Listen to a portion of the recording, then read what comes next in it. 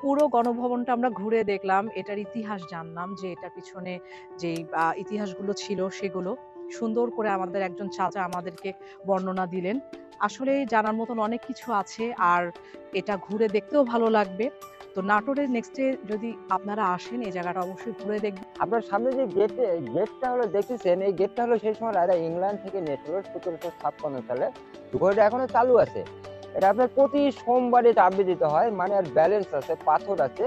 একটা হলো 5 মনোজন, একটা 8 মনোজন। যখন ওয়েটটা নিচে নেমে আসে তখন 7 দিন পর চাবি দিলে আবার ঘরটা চলতে থাকে।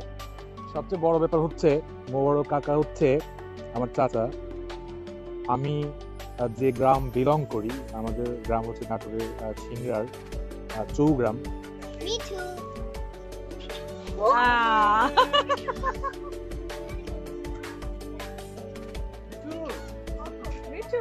এখানে মানে কি শুধু হরিণই না,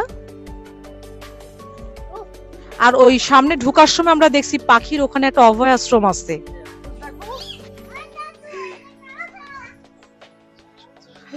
দেখি এখানে এখানে কিউট কিউট খরগোশ, এগুলো হচ্ছে গিনিপিগ মা। গণভবনের গিনিপিগ। হুম।